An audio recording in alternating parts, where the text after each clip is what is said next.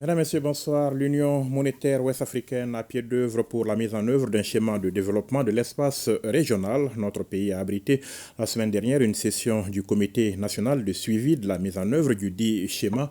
Occasion pour nous de parler aménagement du territoire à l'échelle nationale et sous-régionale. L'aménagement du territoire, un ensemble de mesures qui vise à assurer une répartition adéquate de la population, des activités économiques, des équipements et infrastructures en vue d'un développement équilibré. Quelle politique, quel acquis et quelles perspectives? Nous en parlons ce soir. Docteur Abdoulaye Sanogo, bonsoir. Bonsoir. Vous êtes donc planificateur, directeur national de l'aménagement du territoire.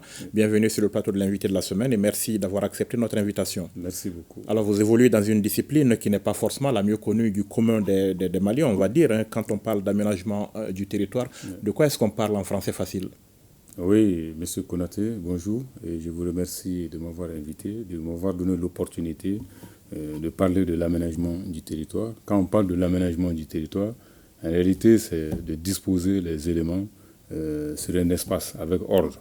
Donc ces éléments peuvent être des équipements, des infrastructures et aussi de veiller à une répartition adéquate de la population sur cet espace, bien sûr tout en tenant compte des contraintes et des potentialités de l'espace en question. Quand vous parlez de répartition de la population, par exemple, est-ce que cela dépend un peu de l'État ou des structures de l'État? Quand on dit répartition de la population, ce n'est pas une déportation, mais c'est en réalité c'est de veiller à ce que les populations soient fixées sur place. Ça, c'est en tout cas une action qui relève de l'État, en mettant en place des infrastructures d'intérêt collectif, par exemple une école, par exemple un centre de santé, par exemple des infrastructures en tout cas qui peuvent régénérer des ressources, ça peut être des infrastructures de transport, etc., l'électricité et autres. Donc voilà, entre autres, des éléments qui permettent de fixer la population sur place. Alors, quels sont les enjeux globaux de l'aménagement du territoire? Pour quelle finalité, en fait?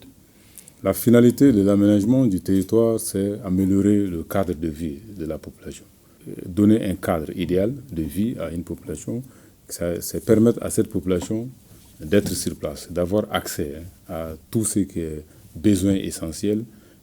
Par exemple, l'accès à la santé, l'accès à l'éducation, l'accès à l'emploi, à l'électricité et autres, tout ce qui est même la communication, tout ça.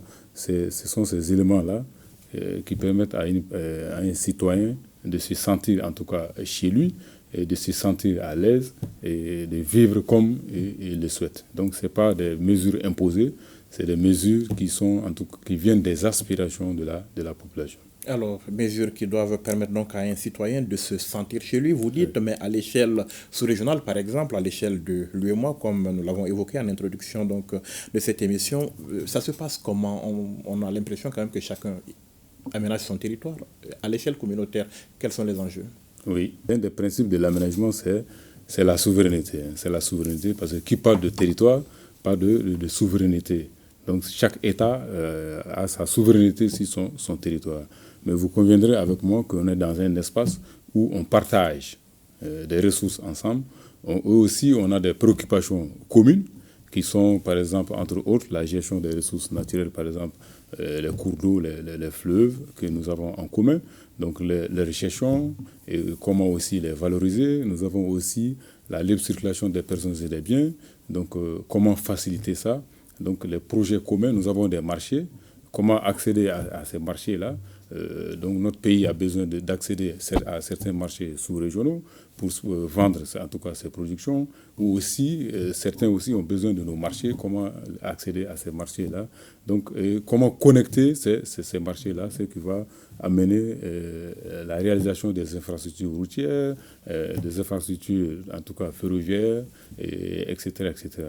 Et aussi, l'électricité aussi peut être aussi un facteur de connexion de ces différents territoires-là, parce que tous les territoires n'ont pas les mêmes potentialités. Vous étiez donc dans une rencontre de suivi, une rencontre nationale donc de suivi de ce projet sous-régional. Où est-ce qu'on en est aujourd'hui globalement?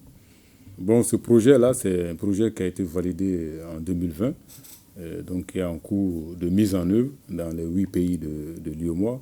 On l'appelle schéma de développement de l'espace communautaire, donc SDR.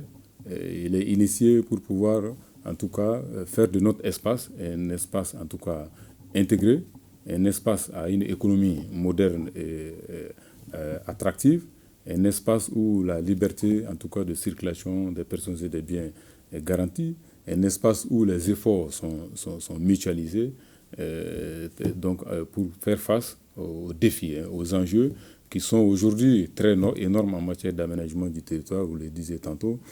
C'est des enjeux en tout cas les disparités. Quand vous prenez nos territoires, vous allez vous rendre compte qu'il y a une disparité entre les territoires de l'espace communautaire. Il y a un bloc qui est en avance dans certains domaines par rapport à un autre. Comment faire en sorte que nous ayons un développement en tout cas équilibré, parce que quand un bloc part et laisse l'autre, ça attire la population de l'autre là pour aller vers là où il y a en tout cas les emplois, là où il y a les services. Donc c'est pourquoi aller ensemble est de l'intérêt de nous tous. Et alors, réaliser tout cela, à quel horizon? Est-ce que vous vous fixez à l'échelle communautaire un horizon, une date butoir?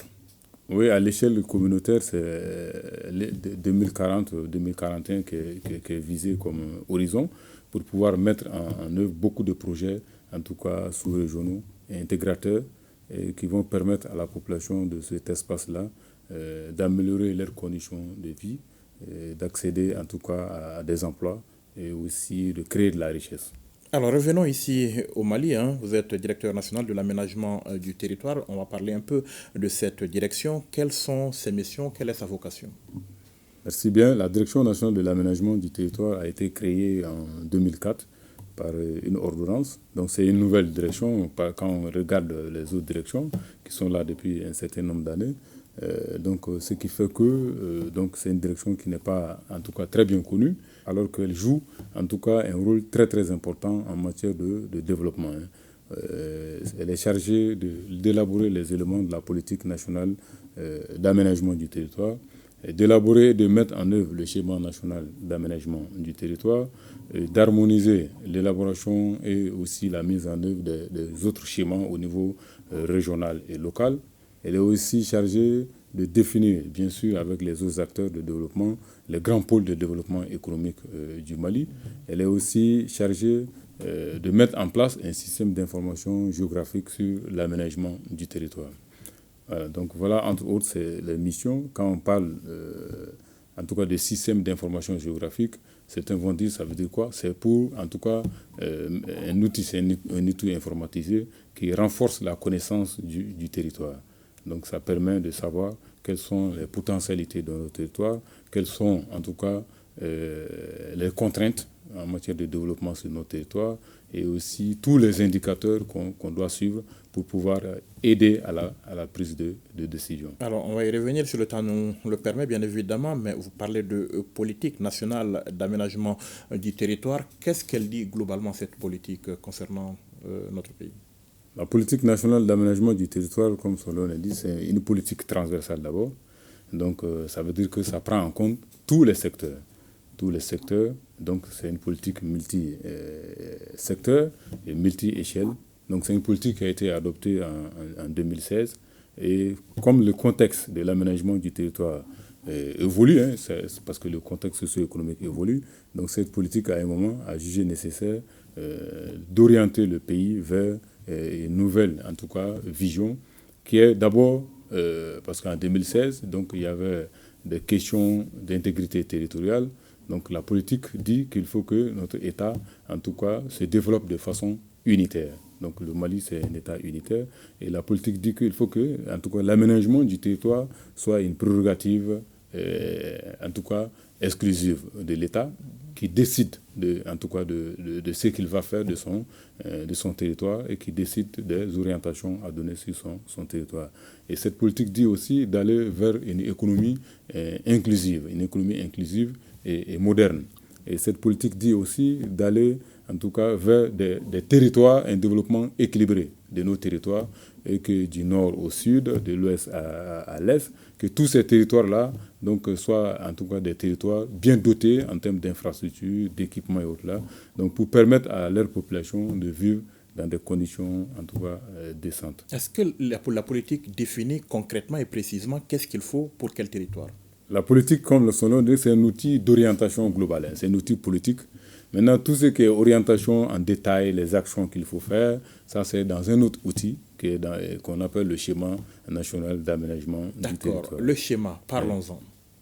Donc le schéma national d'aménagement du territoire, c'est un outil, il faut le dire, très précieux. Très précieux. C'est un outil de référence, c'est un outil d'orientation en matière de développement socio-économique et culturel d'un pays. C'est un outil aussi de prospective parce qu'il parle du futur. Donc c'est un outil qui fait en tout cas le bilan territorial. C'est comme un médecin, il présente le bilan du territoire global. Donc tout ce que nous avons comme potentialité, tout ce que nous avons comme contraintes, il pose aussi les grands enjeux en matière d'aménagement du territoire. Donc c'est un outil aussi qui va parler aussi des options.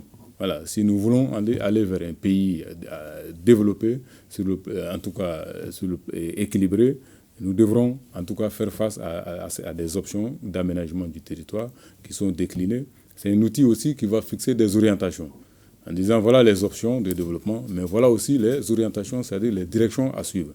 Nous voulons un Mali apaisé, nous voulons un Mali moderne, nous voulons un Mali en tout cas attractif. Voilà les orientations à suivre et les orientations c'est par secteur, c'est par secteur d'activité. Ça peut se baser sur l'orientation sur le secteur primaire, les orientations sur le secteur secondaire, etc. C'est un outil, c'est une première fois, il faut le dire. Voilà, donc le Mali n'avait jamais eu un schéma national d'aménagement du territoire. On en a depuis quand? On en a depuis 2022. Donc on peut dire que c'est vraiment c'est très récent et c'est une première. Nous ne sommes pas les seuls, même dans la sous-région. Certains n'en disposent pas jusqu'à preuve de contraire. Donc nous sommes en avance même sur beaucoup de pays concernant l'élaboration d'un schéma national d'aménagement du territoire. Dites-nous, comment est-ce qu'il est élaboré et comment est-ce qu'il est mis en œuvre? Qu'est-ce qu'il va changer concrètement? Le schéma national d'aménagement du territoire obéit à un processus participatif et inclusif. Et là, donc il est élaboré de façon en tout cas participative. Et nous avons mené une série de rencontres, de concertation avec l'ensemble des acteurs, les acteurs étatiques et les acteurs non étatiques. Et il s'agit de la société civile, le secteur privé et aussi les partenaires de notre pays. Donc c'est un processus qui a en tout cas duré quelques mois, pour ne pas dire 2 à 3 ans. Donc il y a eu des ateliers de préparation, des ateliers de lancement pour partager la méthodologie, les approches. Et ces ateliers ont regroupé en tout cas plus de 3000 acteurs, on peut le dire, plus de 3000 acteurs sur le territoire national. Il y a eu des ateliers au niveau local qui ont réuni les communes par cercle. Et il y a eu aussi des ateliers au niveau des régions qui ont réuni l'ensemble des acteurs régionaux. Et il y a eu aussi des ateliers au niveau national. Tout cela pour dégager une vision claire, pour ensemble connaître notre territoire. Parce qu'on ne peut pas aller vers un développement si on ne sait même pas ce que nous avons comme potentialité, ce que nous empêche aussi d'aller de l'avant. Donc il fait le bilan, et non seulement le bilan il est technique aussi, mais aussi il est participatif. Donc, oui, allez-y. Voilà, donc voilà tous les éléments qui sont réunis. Aussi, il nous permet aussi d'écrire des scénarios. C'est-à-dire un futur possible. En disant, par exemple, si nous suivons la tendance actuelle, voilà, l'évolution des choses normales actuellement constatées, si on laisse ces choses-là évoluer, dans 20 ans, comment en tout cas notre pays sera. Voilà. Il va aussi dire que, attention, si les choses n'évoluent pas comme on le souhaite, donc dans 20 ans, comment on sera. Ça, c'est un scénario catastrophe. Donc il va aussi dire, attention, notre tendance actuelle, c'est-à-dire comme la manière dont on est en train d'évoluer vers le futur, cette tendance n'est pas une bonne tendance. Elle risque de nous conduire vers un scénario catastrophe. Donc c'est pourquoi on va dire, attention, il faut aller vers un meilleur scénario. Et là, on va choisir qu'est-ce qu'on veut être dans 20 ans. Et là, il y a des stratégies qui sont dégagées pour ne pas tomber dans le scénario catastrophe. On dirait que vous détenez quelque part une boule de cristal pour nous dire ce que... Ouais, bon, certains vont dire que c'est pas du bougrida comme certains le disent. C'est partant des réalités. C'est partant des réalités parce que le schéma national, il fait le bilan, pas sur une année, sur un certain nombre d'années. Sur les 10, 15, 20 dernières années, on va faire le bilan sur les 10, 20, 15 années dans tous les secteurs, en disant que voilà le secteur de l'éducation par exemple, sur les 20 dernières années, voilà comment notre taux, en tout cas de scolarisation a évolué, comment le taux d'admission aux différents examens ont évolué sur les 20 dernières années. Et maintenant, actuellement, on est à quel niveau? Vous allez trouver que la courbe est presque soit à la baisse, soit en tout cas ça baisse ou bien ça augmente de temps en temps. Mais vous et moi, quand on va vous montrer ces chiffres, vous allez convenir avec moi que si on évolue comme ça, l'avenir sera sombre. Donc ce n'est pas en réalité, même quand on vous présente ces données-là, vous-même vous pouvez tirer une analyse. Et maintenant, chaque citoyen va tirer une analyse. C'est ça l'atelier aussi participatif. Mais est-ce que vous produisez ainsi des outils, on va dire, d'aide à la décision pour les autorités, c'est ça? Voilà, le schéma même, c'est un outil d'aide à la prise de décision. Et donc, et de ce schéma, d'autres outils doivent être extraits. Par exemple, les rapports sur les profils, en tout cas territoriaux. Normalement, on doit produire chaque année un rapport sur le profil territorial du Mali, en faisant ressortir vraiment les tendances et en attirant l'attention sur les priorités. Et aussi, c'est en réalité, c'est pourquoi le SIG-là, le système d'information, est très important, parce qu'il va alerter les autorités sur l'évolution de certains phénomènes dans certains secteurs. Par exemple, on peut attirer l'attention de l'État en disant, attention, dans le domaine de l'éducation, par exemple, le besoin en termes d'infrastructures scolaires est très pressant dans telle région ou telle région. Si les dispositions ne sont pas prises d'ici 5 ans, voilà le nombre d'enfants qui va se retrouver, en tout cas, sans salle de classe, et on sera face à des problèmes d'enseignants dans certaines localités. Donc c'est pourquoi l'aménagement, il est aussi politique. Il est politique parce que nous, on peut attirer l'attention des autorités, mais nous, on ne peut pas décider. C'est les autorités qui décident en disant, cette année, nous allons prioriser la réalisation des infrastructures dans telle région, mais dans une autre région, c'est le recrutement des enseignants qui s'impose, et dans une autre région, c'est peut-être des problèmes d'assainissement, dans une autre localité, c'est un problème de développement des infrastructures agricoles. Donc, c'est des décisions qui sont prises au niveau politique, mais nous, c'est seulement mettre à la disposition de ces autorités-là ces instruments d'aide à la décision. Mais nous ne pouvons pas faire tant que nous ne connaissons pas les réalités territoriales. Et ces réalités territoriales-là sont en tout cas identifiées à travers les outils qu'on appelle les schémas d'aménagement du territoire. Alors, schéma national donc d'aménagement du territoire avec des déclinaisons régionales, vous avez dit. Oui. Expliquez-nous cela. Donc, un schéma national d'aménagement du territoire, c'est une orientation globale du pays. Et ça parle de ce que, en tout cas, la vision globale du pays. Mais on se dit, chaque territoire a ses spécificités. Voilà. Une réponse nationale ne peut pas être la même réponse partout. C'est comme je le disais, parce que chaque territoire a ses propres, en tout cas, besoins. Chaque territoire a ses propres aussi préoccupations. Donc une préoccupation nationale ne peut pas forcément être une préoccupation sur mon territoire, dans ma commune par exemple. Par exemple, dans les problèmes de logements sociaux, de logement à Bamako, n'est pas forcément un problème chez moi dans mon village, où il n'y a pas de problème de logement. Mais peut-être de façon globale, donc le schéma va dire qu'il y a un problème global de logement, mais de façon spécifique, donc il faut savoir chaque territoire, quel est son problème réel. C'est pourquoi chaque territoire doit être doté d'un schéma. Au niveau régional, on va dire que voilà le problème au niveau national, mais nous, chez nous, nous avons une préoccupation particulière qui est par exemple le développement de l'agriculture chez nous, donc qui est aussi peut-être l'accès à l'enseignement supérieur. C'est pourquoi il y a certaines régions qui ont fait les doléances d'avoir des universités chez elles. Donc, et aussi ces universités aussi, même si on les crée, doivent être en rapport avec les réalités du territoire. Ce qui permet de produire, en tout cas, des produits qui seront employés, parce que c'est la demande locale orientée par les besoins du territoire. Chaque territoire, donc chaque région a son schéma. Dans la théorie, est-ce que dans la pratique c'est comme ça? Vous avez réussi à élaborer tout cela? Oui, dans la pratique, les 8 anciennes régions disposent toutes de leur schéma d'aménagement du territoire. Donc il y a aussi, comme les cercles ont disparu comme collectivité, mais il y a aussi une vingtaine de cercles qui disposaient de schémas locaux d'aménagement du territoire. Aujourd'hui, nous avons une soixantaine de communes qui disposent aussi de schémas communaux d'aménagement du territoire. Mais quand on voit le bilan, il est maigre par rapport aux réalités territoriales, parce que nous avons aujourd'hui près de 815 communes. Et donc, sur ces 815, si à peine 60 ont un schéma, ça veut dire que, en tout cas, le chemin est encore long pour couvrir tout notre territoire d'outils de planification spatiale. Je rappelle que ce sont des outils de référence. Tous les documents de planification doivent se référer des outils de planification spatiale. Alors, parce que tout se déroule sur le territoire.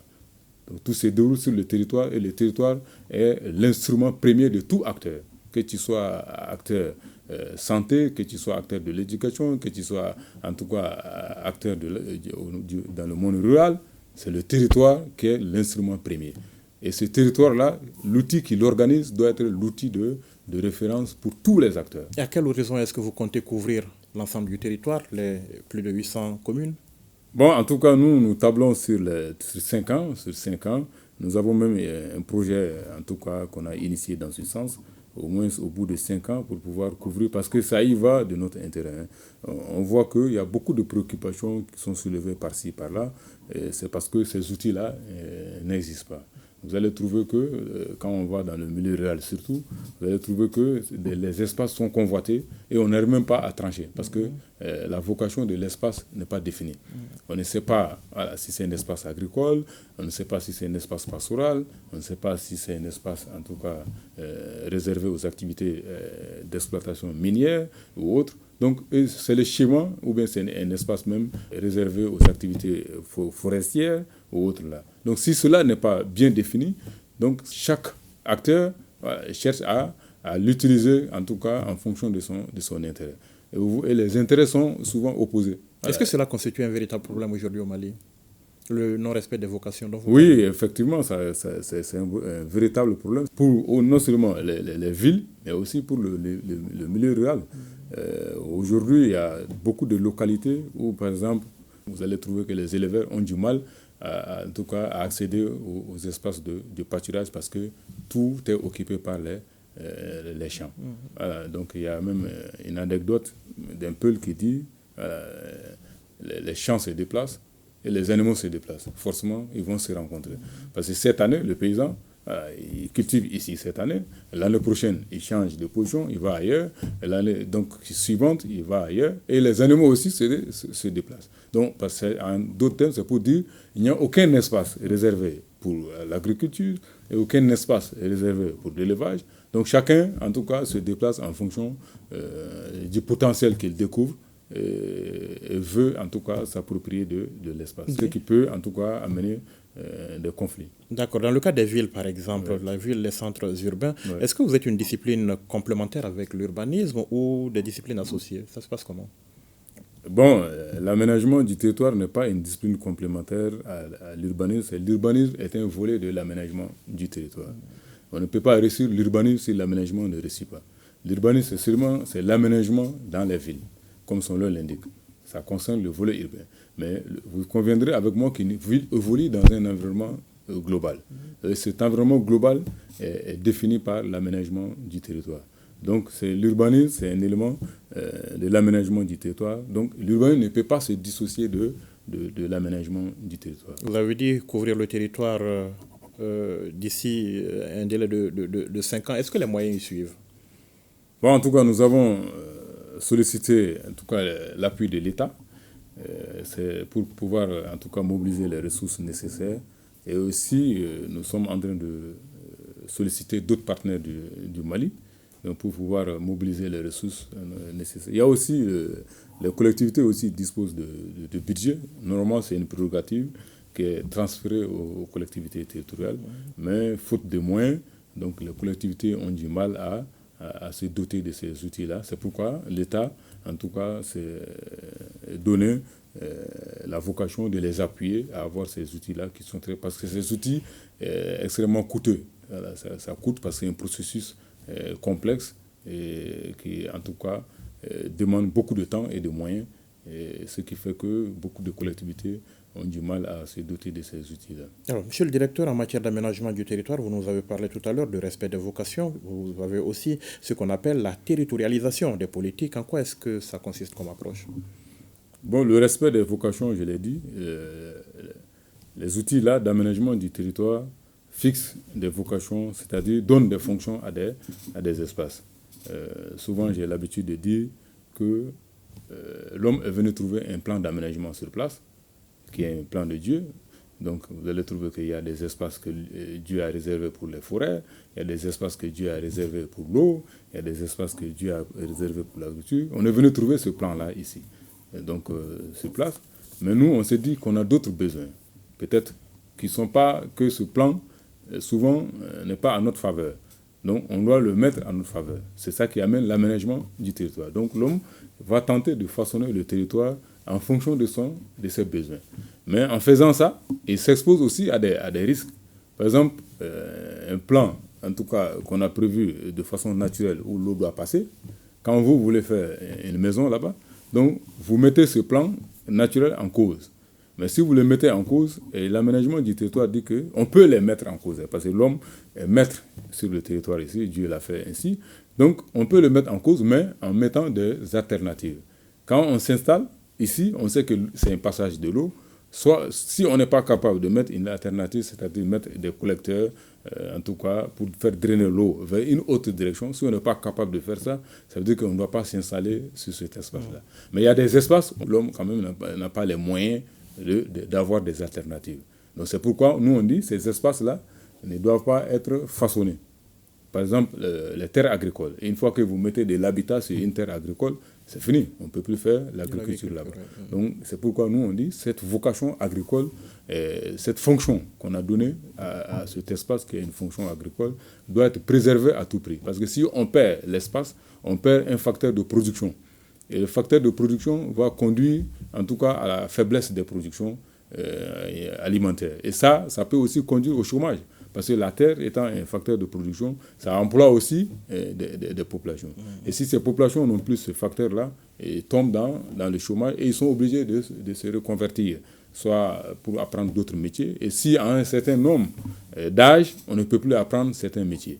Donc on est obligé de vivre de petits boulots. Donc c'est pourquoi on dit, si l'aménagement ne réussit pas, il aggrave aussi la pauvreté. Il aggrave la pauvreté parce qu'il va arracher des facteurs de production à certains. Il va aussi bloquer la fonctionnalité de certains espaces. Donc, et le potentiel qu'on tirait de ces espaces-là, on ne peut plus les avoir. Par exemple, si une zone forestière est dévastée, donc tous ceux qui vivent de cette forêt en termes de produits de cueillette, de bois et autres là, donc n'auront plus en tout cas des emplois préservés et pourront vivre dans une pauvreté aiguë. Alors, quelles sont les difficultés aujourd'hui auxquelles vous êtes confrontés? L'aménagement du territoire, on le disait tout à l'heure, on est confronté à une difficulté de respect, en tout cas, de ces vocations. Partout, les vocations ne sont pas fixées, on l'a dit. Il y a une grande partie du territoire où, vraiment, les vocations ne sont pas fixées. Parce que pour que la vocation soit fixée, il faut que la localité dispose d'un outil de planification spatiale. Et on l'a dit tout à l'heure qu'il n'y a pas assez d'outils. Donc, ça veut dire que même nos vocations ne sont pas encore fixées. Donc, nous avons des difficultés pour pouvoir les fixer. Et ces difficultés sont des difficultés, bon, on va le dire, comme tout le monde, en termes de ressources financières. Et aussi, ces difficultés sont aussi des difficultés souvent de méconnaissance de l'aménagement du territoire. Quand on ne connaît pas, on pense que l'aménagement du territoire, c'est pour nous imposer. Alors qu'on le dit, dans la définition, l'aménagement du territoire est volontaire. Et volontaire, donc ça veut dire que ça ne s'impose pas. C'est à nous d'identifier nos besoins. C'est à nous de dire on veut faire ça. Et ensemble, donc, et voilà les risques. Si on s'y met, et comment atténuer ces risques-là. Si on occupe cet espace, donc voilà les avantages et voilà les inconvénients. Et si, donc, comment atténuer ces risques? Ensemble, on décide. Voilà, et on décide et on réalise. Maintenant, cette méconnaissance de l'importance conduit aux gens, aux citoyens ou bien à d'autres acteurs, le non-respect de ces vocations. Donc ça, c'est un premier problème, l'application de ces outils-là. On va même dire, entre guillemets, souvent même les inondations qu'on observe par ça et là, nous sommes souvent interpellés. Les gens disent l'aménagement ne fait pas son travail, voilà le pays est inondé, ou bien la ville est inondée, parce qu'il n'y a pas suffisamment de caniveaux, il n'y a pas suffisamment... Mais ils oublient que lui, il a violé la vocation de l'espace, parce que là où lui, il est installé, ce n'est pas un site approprié pour faire, en tout cas, une maison. Vous trouverez qu'il se trouve dans le lit d'une rivière, ou bien il n'est pas loin d'une rivière, il est en tout cas dans la zone d'influence d'un cours d'eau où on ne doit même pas s'installer. Il a violé ça, donc en violant, lui-même, il s'expose. C'est pourquoi, mais il ne savait pas ce qu'on lui disait que c'est à son intérêt. D'accord, voyons comment est-ce que vous voyez l'avenir avec les perspectives en quelques mots. Bon, en tout cas, actuellement, nous pensons que nous voyons un avenir, en tout cas, promoteur, parce que un outil promoteur en tout cas, a été déjà adopté par le gouvernement en Conseil des ministres en 2022. Et la mise en œuvre de cet outil-là aussi a démarré. Et nous sommes en train de mettre en place des comités chargés de piloter la mise en œuvre de cet outil-là, et aussi des comités qui vont, en tout cas, parce qu'au Mali, il y a aussi un problème de suivi qui se posait concernant les outils de planification spatiale. On est en train de mettre en place un comité national qui va suivre la mise en œuvre de cet outil-là. Il y a aussi le portage du schéma national d'aménagement du territoire. Donc notre direction, avec ses missions actuelles, vous le conviendrez avec moi que plus le contexte évolue, l'aménagement s'adapte aux réalités socio-économiques. Nous avons vu que les réalités ont beaucoup changé. La direction nationale de l'aménagement du territoire en 2004 ne doit pas être la même direction nationale de l'aménagement en 2024. Donc c'est pourquoi nous initions de revoir les missions de l'aménagement du territoire et aussi son statut pour pouvoir la permettre de bien porter le schéma national d'aménagement du territoire. D'ailleurs même c'est une recommandation des assises, en tout cas toutes les concertations qui ont eu lieu, l'aménagement du territoire est beaucoup plus interpellé. Donc l'une des recommandations même est d'aller vers la mise en œuvre du schéma national d'aménagement du territoire. Donc qui va nous permettre d'avoir un développement équilibré et durable. Et aussi de ne pas être surpris par l'avenir. Parce que le développement n'aime pas les surprises. Nous devrons suffisamment être avertis pour anticiper sur ce qui va nous arriver. On n'improvise pas. Voilà, donc le développement, c'est l'anticipation. Et l'un des outils, en tout cas, d'anticipation est le schéma national d'aménagement du territoire. Donc, qui se veut un outil aussi intégrateur. C'est un outil intégrateur qui parle d'un développement global, et c'est un outil aussi qui est axé sur la cohésion. Parce que l'aménagement du territoire dit qu'on ne peut pas aller vers un développement s'il n'y a pas une cohésion territoriale. C'est un outil aussi qui va prôner l'attractivité. Vous conviendrez avec moi qu'on est dans un environnement dynamique. On est entouré par des pays voisins qui, entre guillemets, certains ne veulent pas donc qu'on avance dans certains domaines, parce que c'est des domaines qu'eux ils gardent comme chasse gardée. Maintenant, un outil, on doit se positionner par rapport à notre sous-région. Et l'un des outils, l'un des meilleurs outils de positionnement d'un territoire, c'est le schéma national d'aménagement du territoire, qui empêche en tout cas les autres d'avoir le dessus sur nous dans beaucoup de domaines. Et qui nous permet aussi de connaître, quand vous allez voir ce schéma, c'est pourquoi je vous invite à le lire, vous allez voir que toutes les menaces possibles que le Mali peut en tout cas faire objet de l'extérieur sont identifiées. Elles sont identifiées et des mesures aussi sont proposées pour que ces menaces ne nous arrivent pas. Il y a aussi des opportunités. L'environnement aussi, non seulement il y a des menaces, mais il y a aussi des opportunités. C'est par exemple les opportunités d'accès à leur marché. Nous avons du bétail qu'on peut accéder à certains marchés. Nous avons notre coton, etc. Donc il y a des opportunités aussi. Il y a aussi d'autres risques que nous devrons atténuer pour pouvoir en tout cas profiter de ces opportunités. Il y a aussi les faiblesses. Donc ça nous permet de savoir que dans ce domaine-là, nous avons des faiblesses. Donc si nous avons des faiblesses, et comment maintenant faire en sorte que nos faiblesses se transforment en force. Et aussi, nous avons des forces.